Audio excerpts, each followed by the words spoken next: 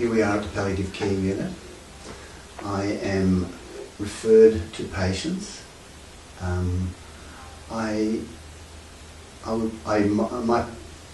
It's never performance. I'm not just playing favourite tunes or lovely background music. I'm playing one-to-one for that person who's in front of me. And so it's for me to, as I say, I'm referred to a particular person. There may be some particular issues that are going on for that person, and I will try and support them with music. So I'll play to them, I'll watch them, and find music that's appropriate to just hold them, to create a space.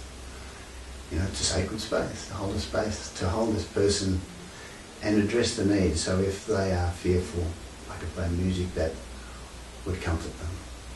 And people who are having difficulties breathing, so the same person may have the same problem, may have all these things. So playing in such a way that the breathing rate slows. And so the person is comforted and held. It can change the circumstances for them. So their breathing changes and they slow down. So it's enabling that person to let go more and more.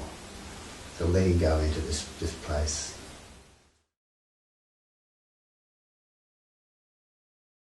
It doesn't matter that the people who are here for end-of-life care. And I was trained, my training was for the very end of life, that very moment of end of life. So we do, they call them processing calls, you know, it sounds, but people who are at sort of early stages of dying, there's a need to be comforted too, you know. But right at the very end is where this training is, for my training, to be there at the very end for people. So for the family and for the person who's dying, to offer, through the music, compassion. They can feel the compassion through the music. They can feel the tenderness through music. And also using the music to offer comfort and address some of the physical difficulties and problems. And also the emotional, as I say, people who are fearful, or maybe not fearful. You know, maybe it's a time that the families are at peace with all this, and it's just offering, I guess, dignity and a sense of pleasure and comfort. So much goes on. But that's at the end of life. That's in this place. In another place. Can I just ask you about that though? Yeah. You said it's right at the end. Is it where they're actually passing, or is it where they're actually passing? You're playing. So play, and then sometimes people slip away as I play. Yeah. And the family's there. Family's there. Right. And I might continue to play if that's appropriate. That's what they would like. Yeah. Just continue to play, so they have spent time with their mother, father, sister, child.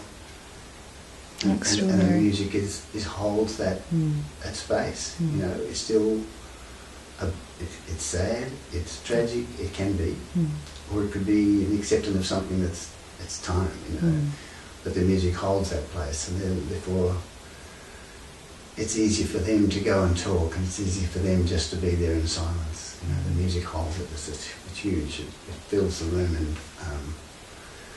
it's very beautiful. It's amazing. Can imagine. Yeah. Can imagine. It's beautiful work. Yeah. I also work at another hospital where I play for premature babies who are in incubators. And so for me, I'm one of the few people who've done my training to be doing this work. So I play for babies. I bring the same attitude, the same intention, the same prescriptive nature of playing for these little tiny babies who are not going to die. We're all trying to cheer them on, we're trying to cheer them on. But you can still, the aim is to reach that little one with the music, and I play and just you wait until you connect, and then you do connect, and you can see them, they settle, and their breathing changes, their heart rate changes. So you, in fact, you're sort of holding them tenderly and beautifully with this music. And the effect on them is that it's calming. It does those things with the breathing, and it's gorgeous. It's a wonderful place to play. And so the intention is that they get well. They're not dying. We're trying to help them, bring them into the world, but bring them in I guess the part that I have to offer is that it's nurturing and it's tender and it holds them. And that's a great way to come into the world. You know, they've been through all sorts of traumas. Yeah. And, So you're working at the two ends of spectrums of life, aren't you? Yeah. Using the same techniques. And exactly. it sounds to me like you're creating this whole space of love. You're resonating love. A lot of people think it's about music and notes, and you'll get into theories on music and so on, but it's the degree, I believe it's the degree to which I can offer that, you know, love, offering compassion and tenderness, and it's love, you know, amplified through the music. So it's not just the music, it's more to it. Yeah, so Helen Cox, Emeritus Professor Helen Cox from Deakin University, and I came together as a result of a grant that I won, a scholarship that was used to evaluate my music. And then Helen came in because of her skills as a researcher. And the first study, it took, I think, 2 years. She's also done another evaluation of my music on the babies, and that's another interesting one in that the babies are monitored. In their incubators, the heart rate, the oxygen levels and so on are all monitored, and so she could watch the monitors as I played. And the outcomes on that are fascinating, just fascinating and wonderful. Well, one of the findings was that it took 8 minutes for the music to start to work. That's interesting. You have a Panadol and it takes a while for it to work, so I think it's fair. So I began to play, and it takes a while, and on average it took 8 minutes before it started to work. And what happened to affect the baby, not work, but to affect them? They were all listening. They didn't all just go to sleep. They were listening. And when I stopped playing, you know, some of them are on their mother's breast, you know, put their head up and turned around and say, when I stop, what happened to the music? And I'll play again and I'll go back down again. Not all of them like the same music, so it's the nature of the music I play. I don't play lullabies for everybody. You know, it's really trying to link the music to the particular person. Right.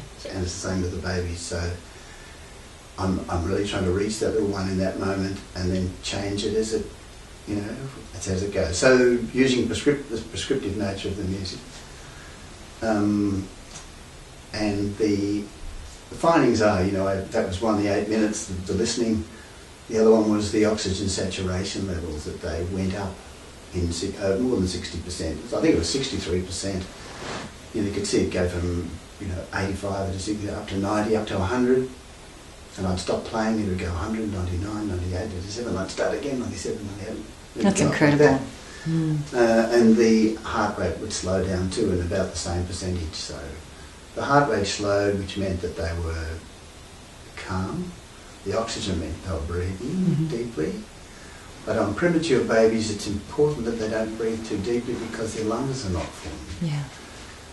But here it was a case of them self-regulating. They were breathing to the maximum, and yet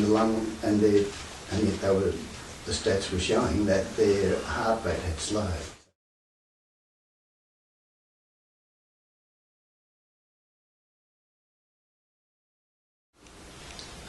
I go to one room and play, and we're lost.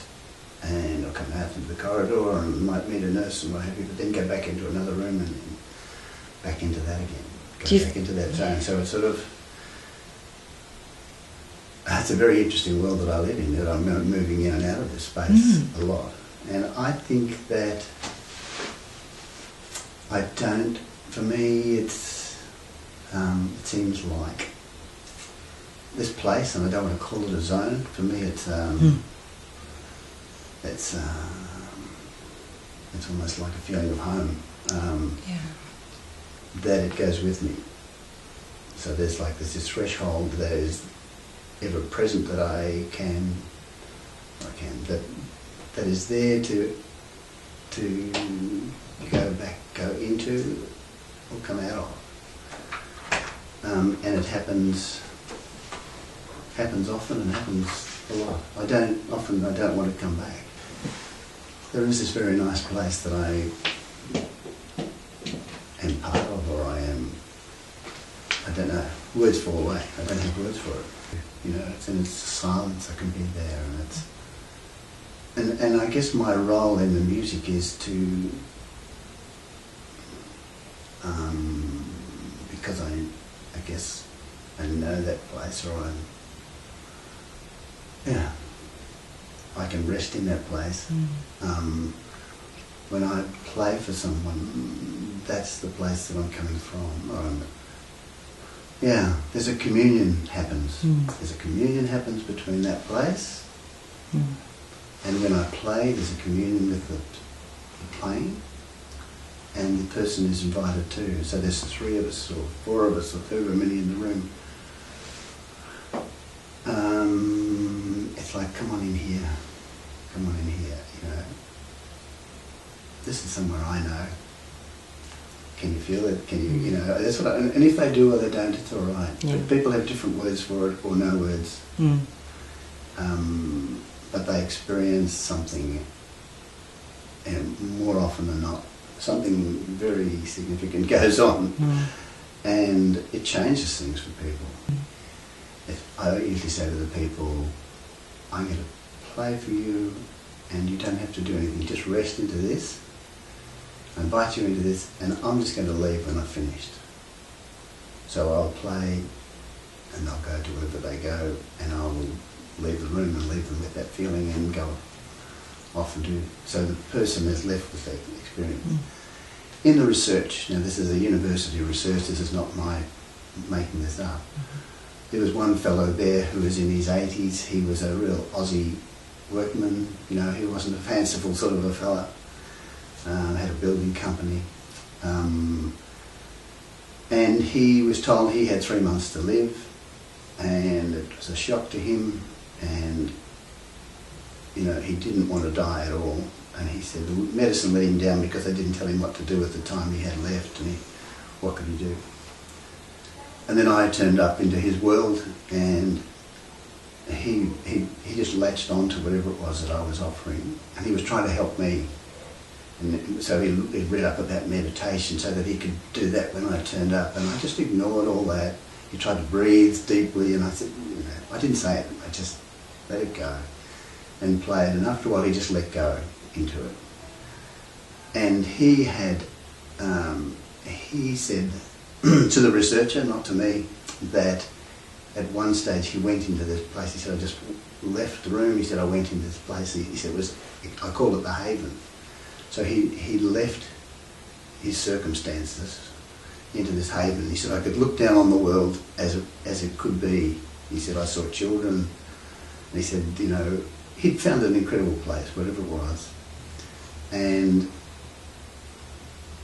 over time, I played for him. And I remember going to his home. So he was in the research for a while. The research came to an end, but I kept playing for him over, you know, some time. And I went to his place, and I'd go and put my hands on the harp like this, just like that, and he'd say, I'm there.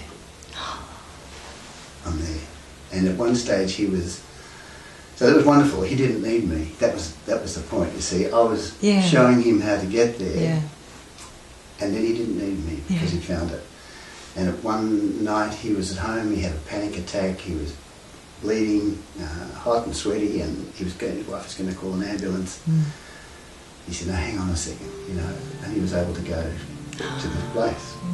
He told the researcher this, you know, it's in the research. And so that was, I knew my work had finished. You know, it seemed like that was my role, is to say, come on in here, this is the place. And he knew it, and he